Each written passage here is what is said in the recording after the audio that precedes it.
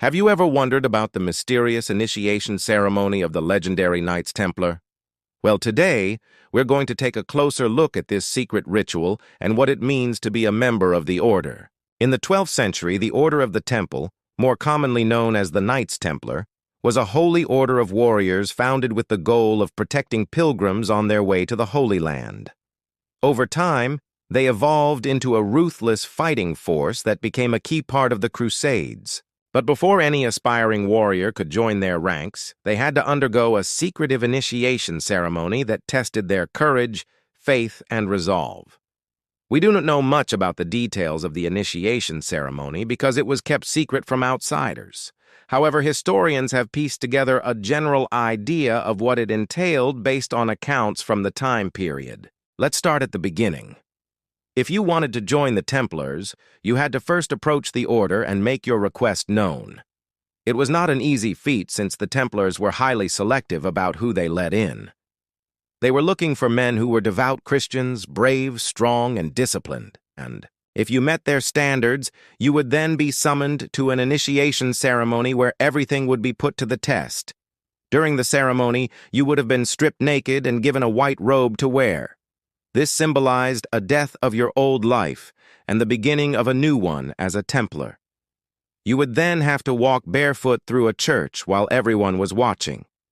At the end of the aisle, you would kneel down and receive a cross to wear around your neck. This was the symbol of your commitment to God and the order. But that wasn't all. As a new recruit, you would also be given a sword and a shield. These were the tools of your trade as a Templar Knight. And let's not forget the iconic Templar logo, a red cross on a white background, which would be painted on your shield. This was so that everyone would know that you were a member of the elite fighting force. But perhaps the most important part of the initiation ceremony was the oath that you had to take. Before joining the order, you swore to uphold the values and principles of the Templars. You promised to defend the Christian faith and the church no matter what the cost. You also vowed to remain celibate and chaste while in service of the order. As a new recruit, you would have to live up to these ideals or face severe punishment. But despite the challenges, if you successfully completed the initiation ceremony, you would have been officially sworn in as a member of the Knights Templar. You would have earned the respect and brotherhood of some of the most elite warriors of the time. Now let's explore a sample initiation ceremony conducted by the Templar Grand Master. He calls out, "Do you swear to defend the Catholic faith and uphold the principles of our holy order and all for which we stand?" The initiate responds, "I do." Then the Grand Master continues, "And obey the law of God and the Church, and protect his Catholic people, and defend the Word of God, the Holy Bible." The initiate repeats, "I do." Once again, the Grand Master asks, "And do so until death and martyrdom in Jesus Christ, whatever the cost?" The initiate, with unwavering determination, proclaims, "I do."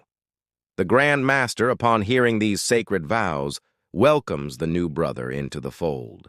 With a solemn voice, he declares, "We welcome you into our fold, brother. You are now a Catholic Templar, harbinger of a new heaven and new earth and new Jerusalem. May Jesus Christ, the Father of understanding, guide us." All the fellow Templars present raise their voices in unison, echoing the sentiment, "May the Father of understanding guide us." And with that, the Templar initiation ceremony comes to an end.